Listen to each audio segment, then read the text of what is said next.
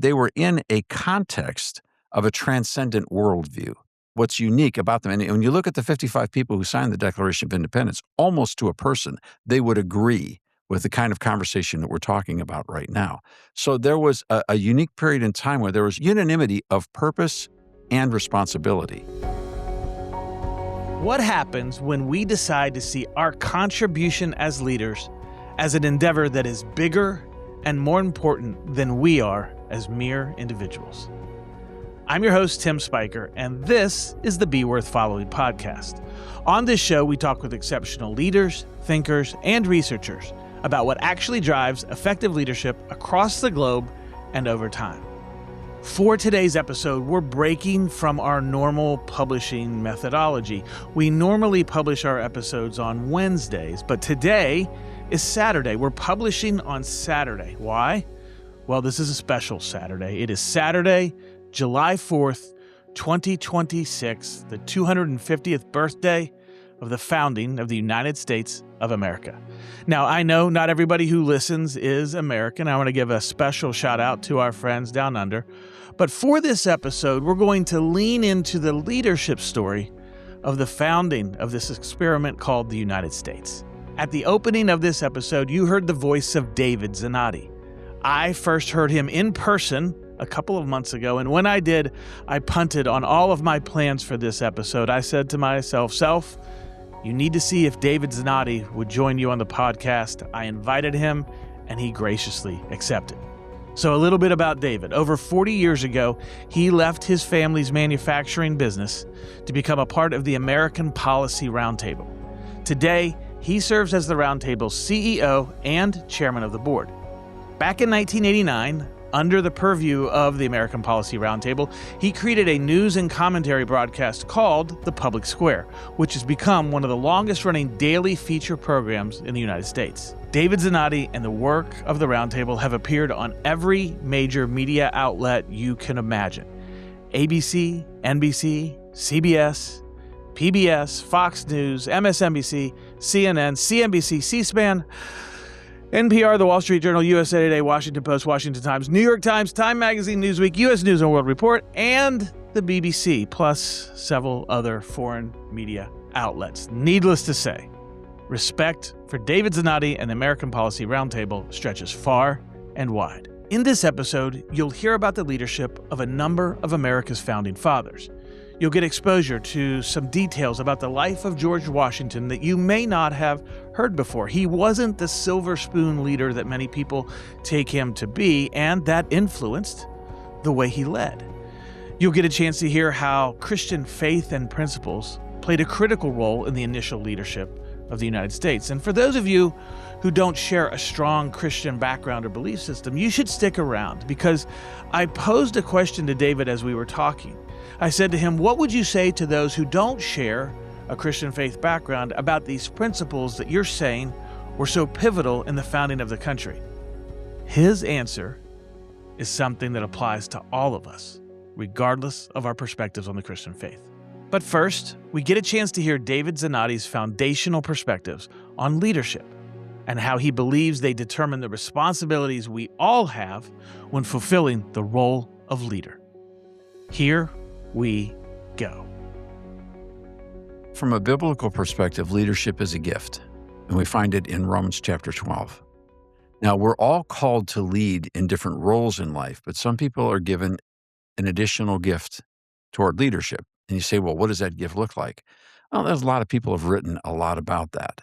I had the privilege to write a book on George Washington about leadership, and one of the things that we talked about was the fact that Washington was prescient. In other words, he had the ability to see things that other people didn't. Now, that doesn't mean he had superpowers, or it doesn't mean that he was better than somebody else, but you know, in working with leaders, that leaders tend to see things a little ahead of other people. They can't see around corners, but they get close. Yeah. So that's one of the things about leadership that's significant, is to be able to have vision. Now, God gives the gifts. And so if people say, Lord, I want to see more, that's one of those gifts that he's willing to share. I mean, it's the whole idea. The other thing about that passage in the 12th chapter of Romans is Paul is commissioning people. If this is what your gift is, then this is what you should do. And the word for leadership there, Paul says, if you're gifted with leadership, then lead with diligence. That's how we translate it. What basically it gets down to is if you've been given this gift to stand in front, in essence, to be at the head of the crowd, then get there quickly. Hmm. That's the essence of the Greek in that passage. So leaders should lead. And in George Washington's instance, he was always getting to the head of the class. Now, it didn't hurt that he was the tallest guy in the room usually. Yeah. All right. And he was a tall, athletic man. He just commanded a certain presence. And now in my case, I'm exactly the opposite. I'm short Italian. Okay. So it's where it goes. So it's not just stature, but in his case, that certainly helped. Yeah. But what helped the most was from the time he was 14 years of age, he was interested in service. And that's the second piece of the equation. People don't realize that George Washington served in the British Army first. And it was only because the Brits were so prejudicial toward the colonials that Washington was not rewarded for his endeavors and the risks that he took and getting horses shot out from underneath him. And the time he took the 8 bullets in the jacket, that wasn't against the Brits. That was for the Brits. That was in the Indian Wars. All right. And so George Washington was brave. He was a leader. He was commander. He did a great job. But the Brits were never going to let him become a full weight-bearing servant, if you will, of the crown. He was always going to be other than. And he said, you know what? I'm not interested in that. And so he went back to the farm, and then he began to serve in regards to civil government. And so he had both tracks running by the time America moved to the place of seeing the notion of independence. So leadership involves gifting, but it also involves service. So, I mean, this is a wonderful place to jump into this because this idea of the humility of George Washington gets some attention. But I think, you describe somebody who has a stature that gets attention and has capability. Even if he was hitting a brick wall with the British, he still had this gifting. And yet there's many people that have gifting around leadership, but don't have this other quality that we're talking about with service and humility, the desire to put that gifting for the sake, not just of myself or my bank account, but for the sake of others. Talk to us a little bit more about that side of Washington and how does that evolve to come alongside this gifting of vision that you were talking about? Well, Washington was not born with a silver spoon in his mouth. He did not have a lot, nor did his family have a lot. If you look at the original construct of the property that he inherited from his brother at Mount Vernon, it was just a little building. I mean, there wasn't anything there. So everything that he had to build and he had to earn, while at the same time, he was working to serve his greater community. So this guy wasn't, dropped out of, of a parachute down to America to be this, providential superhero. He worked at it, and he worked at it a long, long time. He looked back in his life and considered it from his earliest memories. He was working in the service of his country, and he wrote about it that way. So in essence, what you have is a situation where Washington was a profoundly spiritual man. He was a man who believed in providence.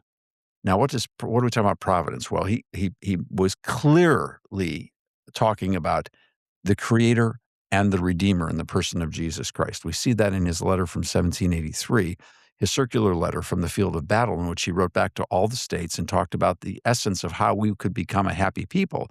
And that would be to walk in the mind of Christ, if you will, to walk in the pacific temperament of our Savior.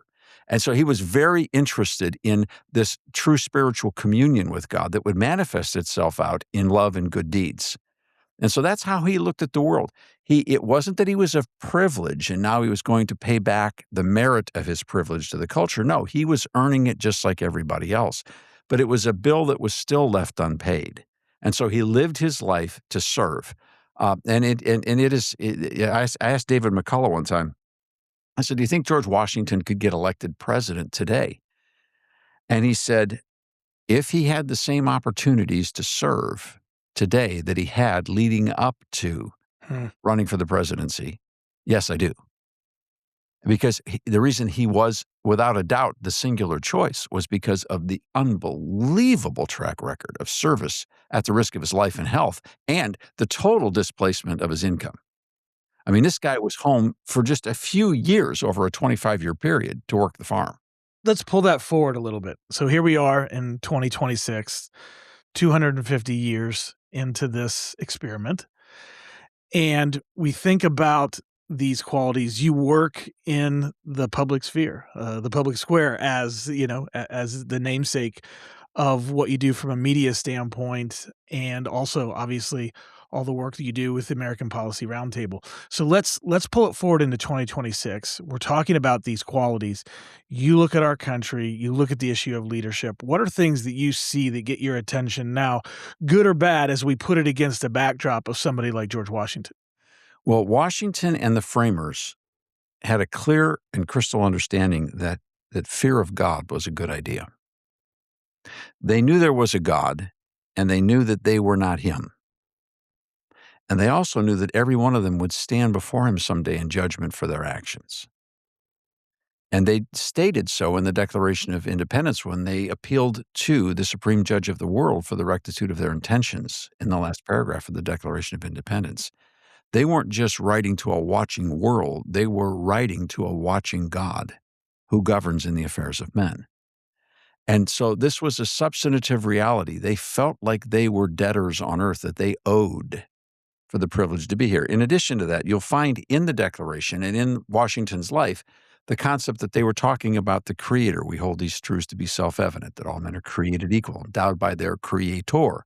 They knew there was a Creator, but they also knew that that Creator was Redeemer. Mm. And that they had business to do with that Redeemer because he had done business for them in the person of Christ, coming to earth, making truth known, and making a way for humans to find reconciliation and significance and purpose through a living God. So there was they were in a context of a transcendent worldview. And so this is what's unique about them. And when you look at the 55 people who signed the Declaration of Independence, almost to a person, they would agree with the kind of conversation that we're talking about right now. So there was a unique period in time where there was unanimity of purpose and responsibility. And so as Washington stepped forward, he was just one who stepped forward with gifting. John Adams stepped forward. So many other people stepped forward. Peyton Randolph stepped forward. Thomas Jefferson stepped forward. Benjamin Franklin stepped forward. Sam Adams certainly stepped forward. And Adams might have been the boldest leader of them all in that he was ahead of everybody else with the committees of correspondence and ahead on the language of the Declaration of Independence, which was largely conversations between Sam and John Adams that infiltrated the entire debate and then into the Committee of Five that created the Declaration using Jefferson's pen. So I want to come back to Sam Adams for just a second, but in this modern space where we are now, and we talk about this reverence for Creator, reverence for Redeemer, connection to this idea that it's not just the audience of people that I'm in front of, and you look at our political discourse, political leadership now, what kind of thoughts come to mind currently? Yeah, well, it's sort of like gag reflex. And it's not because I'm the I holy wasn't man. intending to make Yeah, you gag, David, yeah, but I yeah. did want to ask the It's question. not because I'm clutching my pearls because my spiritual sensitivities have been so deeply offended. No, we're all made of dust. We're all dust, okay? And we all sin, and there are no holy men. There is one who came, Mm. all right? And again, fearing God is the recognition that he came and we're not him, but he invites us in. And so when we look at where we are today, we've lost the truth. We've lost our way. It's just, and I think if you could say there's two things that America needs more than anything else, one is it's a healthy dose of the fear of God. And secondly, it's a massive dietary change because we are literally starving to death as a culture and as a country in that man shall not live by bread alone, but by every word that proceeds from the mouth of God. It surprises people to know how much John Adams read his Bible. But equally significantly is how his son, John Quincy Adams, read the Bible through every single year, at least once, and went to church, even as President of the United States, several times a weekend to different denominations. So this is fascinating. And again, I threatened, and I will come through in a moment. I'm going to come back to some of those famous names that you mentioned, but I'm just imagining somebody who's listening in who isn't necessarily of faith, as you and I are kind of taking a look at how we've gotten here to where we are 250 years, and they hear this idea of the fear of God and a dietary change that you're talking about. What would you say to somebody who doesn't necessarily share those faith Sure. beliefs, and you're saying, "Hey, I think this is the math equation that we're missing today"? Well, I'd say history tells us that it is. And that's when you study the lives and the documents of these people, you realize they were about more than just power, wealth, and this life. They had transcendent purpose.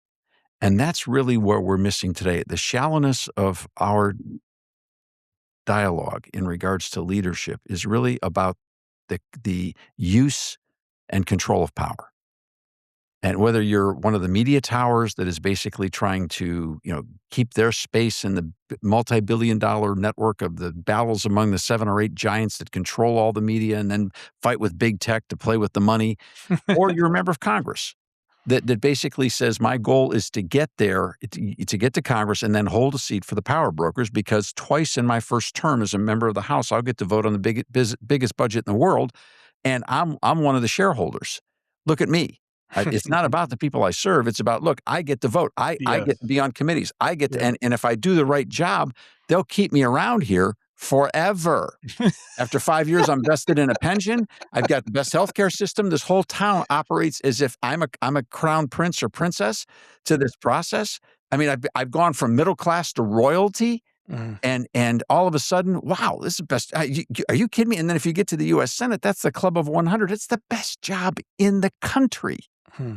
It's magnificent, the amount of power. We've moved from service to power. Now, what frightens me, Tim, is that I see that same kind of attitude in corporate America, and it troubles me greatly.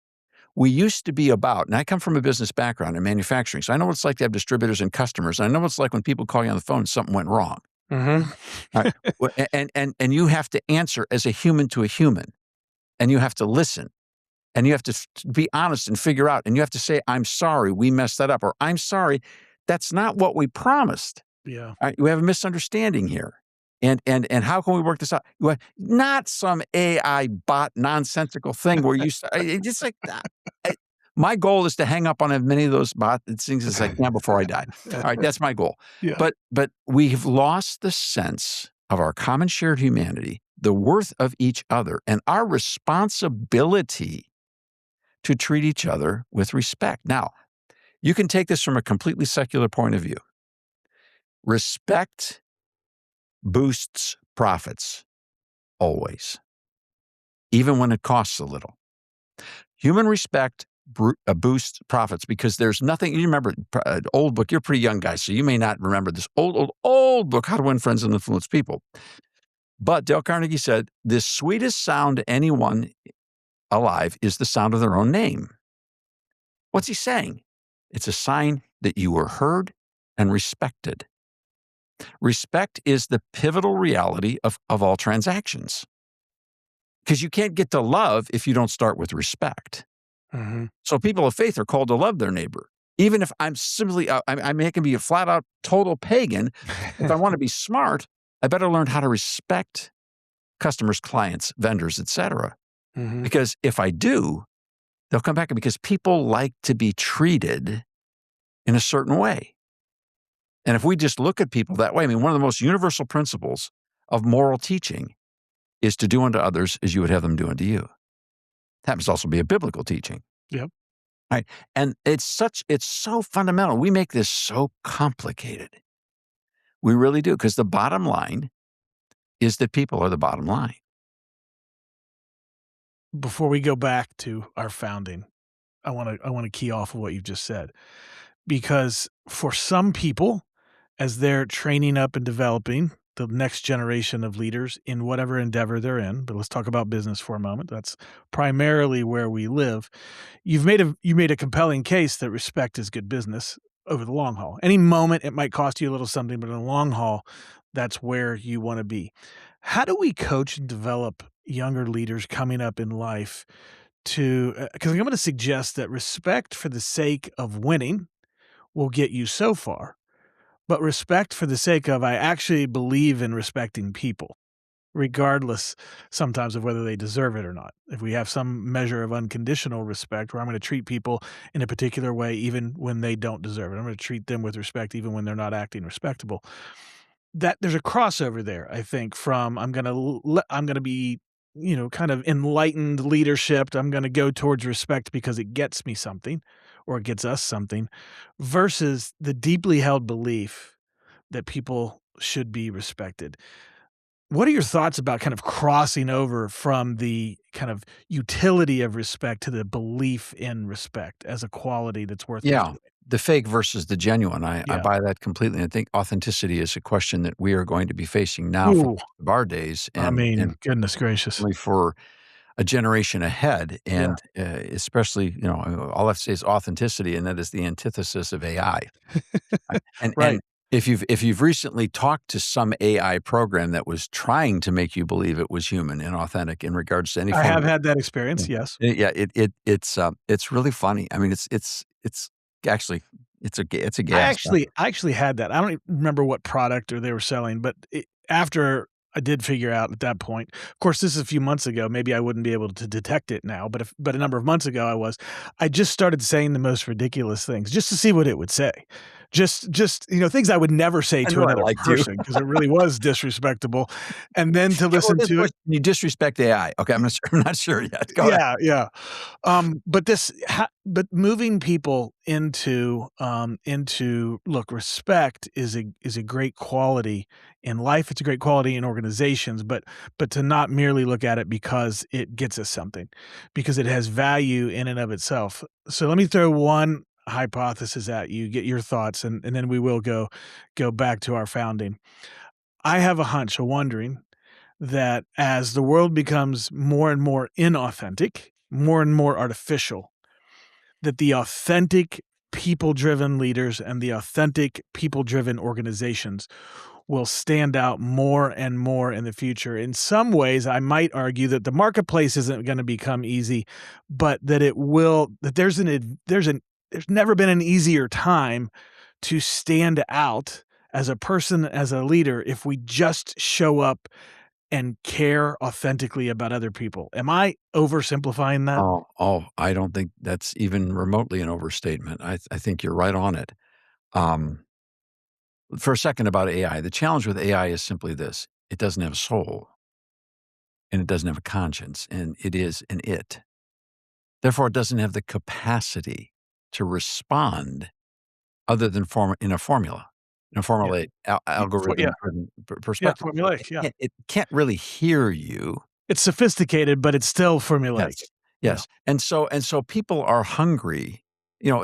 Again, forgive me if this is for some of your listeners, if this sounds just a bit too Bible, but I'm fascinated by that book, and I tell you, I would be compelled by it if I wasn't a believer. I find it absolutely incredibly on point in regards to business and leadership. The whole way back to the book of Genesis, and I was asking some young people the other day, I said, "Book of Genesis, let's go back to a statement God made." He said, "It's not good for man to be alone." Did he make that statement before the fall or after the fall? Before the apple got bit or after? Yes, before. And yeah. They all stop because I think it's a trick question because everybody goes, "No, it was before. Of course it was before." Well, wait a second. If God looked at everything and he made it perfect, and then he said, "But it's not good for man to be alone," he had an improvement in mind. Hmm, And he wanted to do that improvement after Adam came to the realization that as cool as all this was, maybe there was a little more. hmm, And there hmm. was.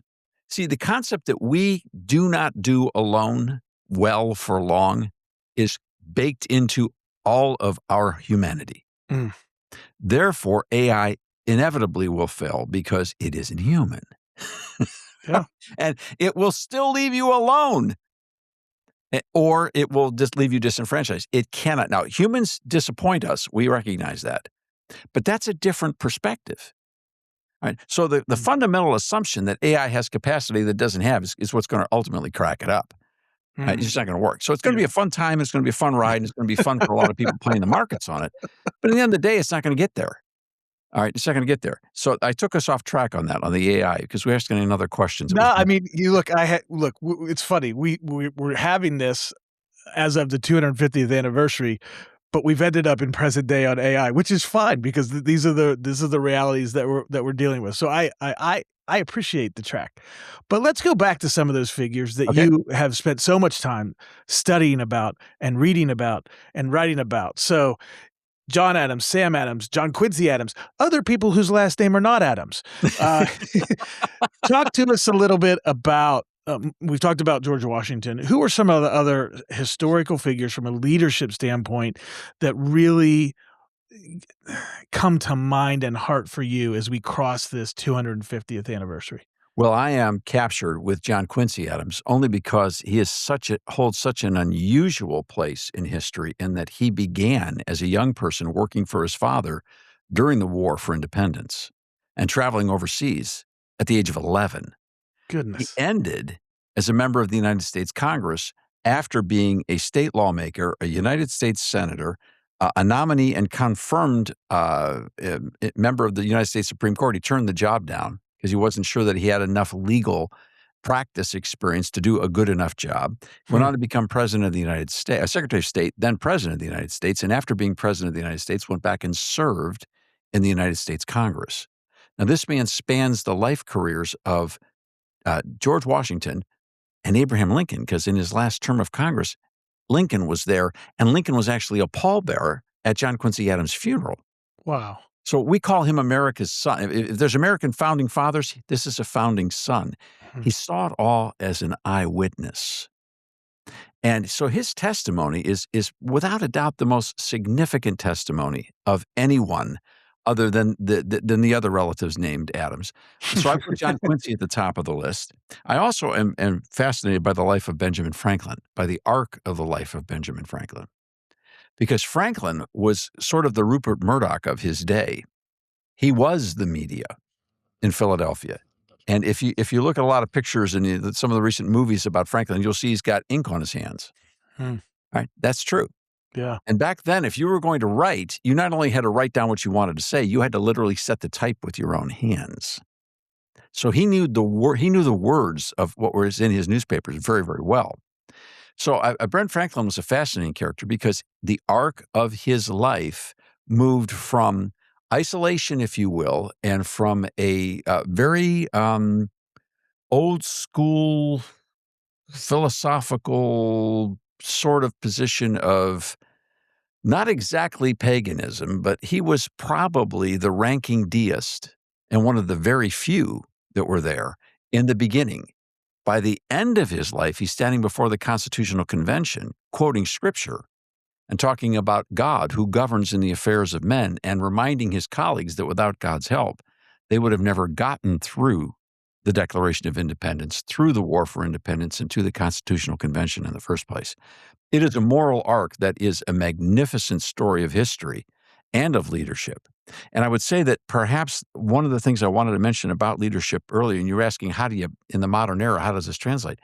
I think modeling is a very important methodology. And I'm guessing that you do a lot of teaching on that. we Because I mean, if you want to destroy a leadership concept, principle, or message, one of the fastest and most effective ways to do it is to take the top people in the organization and have them do the opposite. And then everybody looked at them and said, well, see, we're not getting it there. To which I want to say, hey, look, just because you're not seeing it doesn't mean it's not what's best, but it's very difficult. It's almost impossible to drive an organization in a direction where there isn't modeling from the most influential leader. So yes, I'm with you 100% on that. yeah, and it's a principle that goes way back. It goes back to again a framework of history that is substantive. So George Washington was a model. He knew that everywhere he understood that everywhere he was, he set precedent. because he was first. Yeah. He was Yeah. the first, and Yeah. he was mindful of that. Rather than capitalize on the opportunity, he doubled down in the need to serve because he realized that people would look back at him and say, "Well, we've never done this before. How did George do it?" And they would say, "How did the general do it?" Because the people who knew him best always knew he was the general. Yeah. The presidency was just something that somebody had to do it, and there he was. But even in that situation, precedent to this day, and that's why they still read his farewell address in the United States Senate on his birthday every year. Now, if they would listen to it a little more closely, it'd be helpful. If we could get beyond the mere tradition of it, but to Yes, actually paying attention but to it. he was an example of precedential modeling. He knew people were watching him. It's an irony that the father of our country had no natural-born children of his own. And that's largely because they pretty much certain that when he was visiting with his brother that he got malaria, and they think that it basically destroyed his potency, Wow. and he was unable to have children, lost his fertility, and so he had no natural born children. Ironic, the That father of our is. country had no natural born children. Yeah. It's just an interesting reality, and yet everyone readily adopts him as the father of our country. Yeah, absolutely, which is quite a lineage when you don't have, necessarily the traditional to have an entire country as Yeah. your line is interesting, and the I'm gonna put it this in an odd way, and the stunt he pulled to stop being president and the idea of giving up power and letting go of it. And of course, the humorous representation of that in Alexander in the Hamilton play about saying, "Is that possible? Can you actually give away power? Say you're no longer going to be." Talk about precedent setting to say I'm not gonna stay in this position of power forever, and I'm gonna walk away from it on purpose. Well, so glad you brought this up because it gives me an opportunity to tell a story that has brought me to tears.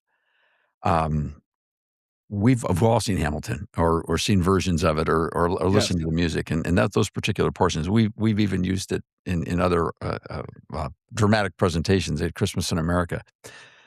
Some great humor, some great music, etc.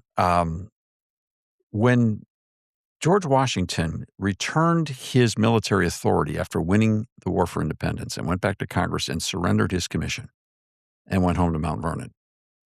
And King George III heard about that. He said, if in fact he does that, he will be considered the greatest man in the world. Now, I've often wondered, that seems a little strange from a guy who was a madman. So, how does that work? It was one Yeah. of those things that always puzzled me. How would he have such a respect for Cincinnatus and the concept of the return of power? And in the last 2 years, I got the answer to that question through the research of my dear friend, Dr. W.B. Allen, with whom we Alright, wrote come on, come yeah, on. we wrote this book on oration. In fact, I've got a copy of the paper that he recently wrote for the Heritage Foundation in which and here's what happened is Dr. Allen we've had the privilege to work together on several works of publications, and he's had a book that he's been working on for over 50 years that was published 2 years ago. And it was an English translation of Montesquieu's Spirit of the Laws. Now, Montesquieu was one of the most referenced, after the Bible, Montesquieu was one of the most referenced sources for the founders who put together the Declaration of Independence and the Constitution. So Dr. Allen wanted, as a person who is both knows French and taught at a French university earlier in his career, he was fascinated by Montesquieu, who was French, who was a French lawyer, land baron type intellectual, and who was prolific in his study of the forms of government and how people make decisions about how we shall govern ourselves. Well, how do we do this thing? So, of course, he goes back to the ancients and goes forward and examines the different forms of government and analyzes them on historical consequences and results, writes this amazing treatise. It's very long, and it had only been translated by 2 other people at the time that Dr. Allen decided he was going to start in the hope of becoming the third. Okay. Now, he was delayed because one of his historical colleagues had gotten ahead of him on the second translation, and Dr. Allen wanted to give that person a chance to have their full opportunity in publishing and everything else. So then what Dr. Allen did was not only did he do the translation, but he did a commentary on what it means, Mm, which is part of what inspired us to write the book Oration on John Quincy Adams, because we did a commentary. okay. All right, so Dr. Allen is now the third until he discovers about a year and a half ago that there are files that the British government has never released on King George III. And Okay. Dr. Allen goes to England, he goes to those files, and he discovers that King George III, as a young man, knowing he would be king, began to study Montesquieu as well, and in fact completed a translation of the spirit of the law. Really? He translated from French to English for his own personal study. And that, in fact, when you read what King George III was saying about Montesquieu, it was obvious that the king was interested in reforming the British form of government, not to absolve the monarchy, but to bring the monarchy and the parliament into a much greater balance so that the people would feel they were far more participatory in their government. He was uncomfortable as a dictator king. He wanted more of government by the consent of the government, and he learned it from Montesquieu. And this is now all fully documented by Wow. the British government. And so the bottom line was, yes, he would have said, if he gives up that power, he'll be the greatest man in the world, because he was a student of Montesquieu and he understood that all power fundamentally comes from the people, not from the crown. How about that? Now, does that make him not crazy? It makes him not only not crazy, it makes him very bright. Yeah. And if you ever looked at the War for Independence and say to yourself, wait a second, given the odds, we know we know it was a miracle of God that we survived this. But given the odds, why didn't the Brits fight harder? Because the king didn't want to fight harder. Mm. Not only did he have financial problems around the world with too many wars, he didn't hate the American people. And he wasn't crazy. He just didn't have enough time to he was more occupied in trying to fix the British government than he was the American government, and it was easier to let them go because they were going in the right direction. Mm. The direction he thought ultimately England should get to, which is, by the way, where they are now. That's fascinating. Absolutely fascinating. All right, one more before we wrap up. Yet another Are we Adams. done already? Yeah, I mean, I don't want to keep you forever, but we probably could. Sam Adams. Yes. Sam Adams, you brought up a bit ago, and I want to hear more, because that was an interesting intro as you began to talk about him. So let's talk about Sam Adams. Well, Sam is a great point of reference for us today. I think George Washington, Benjamin Franklin, certainly John Quincy, and Sam Adams. Sam was very, very bright. He graduated from college at the age of 16. He wrote his college thesis on the concept of civil opposition to an unjust crown. So he was on this as a kid, and part of it was because his dad was being chased around by the Brits for not paying enough taxes. All right. And it really, really bothered Sam a lot. Now, yes, they were not in the brewery business. They were basically supplying the breweries with the hops and all that stuff. Yep. And so they were in the milling business, and the Brits wanted more money from his dad. And his dad was fighting them the whole way through. And it really made a serious impression on Sam Adams in regards to the role of civil government, personal property, and the rights of conscience as well. So Sam is an inspiration because it began around the dinner table at his home. In addition to that, Sam, as a leader, was way ahead of the crowd and recognized that the only way to get free from the British tyranny, which was not just taxation, but it was a lack of representation. And that's where King George III was very sensitive. He knew that the colonies weren't getting a square deal. He knew that. They did not have a seat at the table. And so Sam Adams created the Committees of Correspondence, in which he took the burdens of Massachusetts and the examples of Massachusetts and the persecution that Massachusetts was going through, starting with his own family. And he went around to the other colonies through the Committees of Correspondence and developed small leadership networks to explain the plight of British tyranny at the point of the spear, which was Massachusetts. Now, it's important to remember that Massachusetts was the first state to eliminate slavery.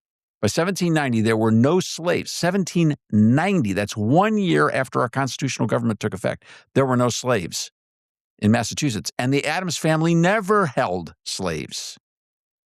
So we're talking about people who had a worldview that was highly consistent and in many cases sacrificial. Sam was not a rich man at all. In fact, Sam Adams was so poor that when he went to Congress, they had to buy him a suit of clothes. Wow. He put it all on the line. And he did these committees of correspondence to develop small networks of leaders who eventually became the anchors in these states of representation that came to Congress, that came together for civil government. And probably Adams is the unsung hero of it all because he had the courage to get on the horse and go do the heavy lifting. And so I think he's a great hero of the fundamental principles that gave us the Declaration of Independence. Mhm. So as we pull forward this reality that is the history, is the founding of the country. This is quite a mark, 250. What is it that do you think, being such a student of these leaders and such a student of our history, what do you see as most critical for us to pull forward into this modern age full of AI and all these other types of technologies and realities that our founding fathers couldn't have even imagined, but here we are. What is it that needs to pull forward 250 years so that we can be as well led as possible today in this day and age? My friend Dr. Allen, I think, most often would answer that question with the word humility.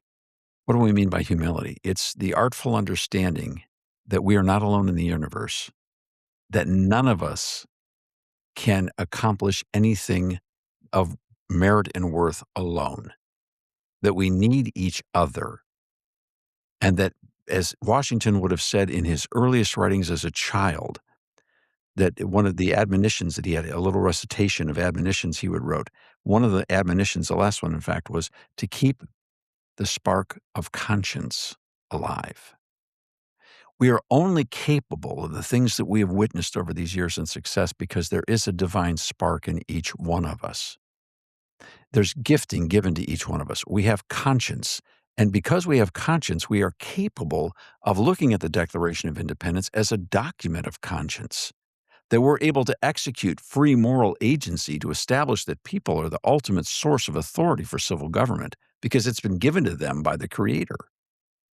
And therefore, to keep that simple spark of conscience alive, to know we can't do this by ourselves. Therefore, we've got to help each other because we're all human and it matters. So this is what we've got to drop the power curve. We've got to drop the beating of getting all the other people ahead of the others. The Declaration is a wonderful example. It was said that it was impossible to get 13 clocks to strike at the same time. But because of people like Franklin and people like Adams, and most importantly, because Sam Adams went out and was winding the clocks for years to get them close. When the moment came, by the grace of God, they did strike in harmony. And it was that unity that gave us the capacity to convince others we could do this thing, this crazy idea of starting your own country. Even back then, it sounded nuts. Right? And so they had that capacity to do it. So I would say that what we need, we need humility. That was fun and profound to spend time with David, to get his perspective as somebody who has studied these leaders very closely and to help us understand the context of leadership in the founding of the United States. Just a special conversation with a very special person. I'm particularly struck by what we talked about with regard to George Washington. This combination of humility, but also great clarity that there is a bigger purpose, a worthy cause to be connected to. And as I think about it, I get into this chicken and egg thought process about which comes first. Does my connection to and value of a worthy cause, a noble purpose, does that come first and help me move into humility? Or do I show up with humility that allows me to then see the possibility of noble and worthy causes to be a part of? I don't know the answer to that. They certainly play off of one another. I don't know which one comes first, but it strikes me that both are critically important. And as we think about this, I'm just imagining those of you that are listening, you're thinking about the places in which you lead, whether at home or at work. And I can just imagine somebody saying, look, I'm not founding a country here. I'm not trying to rewrite history. I am just trying to do my job. I'm trying to lead as we make garage doors or build office buildings or sell cereal. And that's a worthwhile thought. I appreciate the practicality of that comment, but it causes me to dial back then to think about the purpose side of this equation. So I'm going to set humility aside for just a moment. I never want to do that long term because I love that incredibly winsome quality. But I want to speak to the practicality of no matter where you're leading, that there is the possibility for a worthy cause. There is the possibility for great purpose. Now, when we talk about purpose with our clients, we talk about being intentional about how I am investing my life and living in alignment with what is most important to me. A purposeful life has those qualities to it, and we tend to break it down into two categories: values and mission. Mission is the dent that I'm trying to put in the universe in a positive way, and values being the way I'm going to operate while I'm doing that. As I say that, I hope you immediately hear that it's possible to live by values and have a great mission no matter where you're leading. You don't have to be founding a country in order to lean into values and mission. I think that as we unpack that, I'll even lean in a little bit towards the value side of the equation. And I'm going to quote a friend of mine, John Ott. If you hang around the podcast very long, you're going to hear me quote John Ott because he is the most quotable person that I personally know. But what John said about values is that values are what we're doing while we're doing what we're doing. What we're doing while we're doing what we're doing. In other words, I might be a middle management leader in a company. I might be the CFO. I might be a parent. No matter where I am leading, my values show up to say how I want to lead no matter the circumstances around me. And there's great purpose in that. We have an opportunity to impact the people around us. And it's true, I might not be founding a country, but I make a world of difference to the people that I'm leading, whether at work or at home. So if I were just to lean into the exercise of getting really clear about what my top 5 values are, and then looking at my life, looking at my schedule, looking at my bank account and saying, am I living out those values with intentionality? Or over to the mission side, am I pursuing the way I want to invest my life to make a difference for those around me? You can be doing any type of leadership role at any type of company or organization. It doesn't have to be somebody who's solving the international water crisis in order to be valuable to the people around you. And so I think there's great nobility and great energy in being clear about purpose and how that calls us out. And I hear that again from George Washington helping to found a country to my own life, to say that if I get really clear about my values and mission, that put those together and say, this is my clarity of purpose. For me as a leader, what that provides is 2 very important things. It provides energy and stability. And in order to take all the punches that leadership throws at us, we certainly need those 2 things. We certainly need energy and stability. And when I am a purposeful leader, when I am investing my life with purpose around values and mission, that's what I get. I get energy and stability that then trickles to others. Helen Keller has an incredible quote that comes to mind now. The quote is, "Many persons have a wrong idea of what constitutes true happiness. It is not attained through self-gratification, but through fidelity to a worthy purpose." That's very interesting to me. Though this podcast isn't about happiness, it's interesting as we talk about leadership and fulfillment, and a quote from a very thoughtful person who says, hey, don't worry about self-gratification. If you want to have happiness, if you want to have fulfillment, find a worthy purpose. So all of that leads me to the question that I want to leave you with today. And that is this: are you able and willing to see your leadership as part of something bigger and more important than yourself? To the extent that you are, you'll have a great head start on reaching your full potential as a leader. This is Tim Spiker reminding you to be worth following. and to follow us wherever you get your podcasts. If you've heard something valuable today, please share our podcast with your friends, family, and colleagues. And if you're up for it, leave us a 5-star review. Thanks for listening, and happy 250th birthday to the United States of America.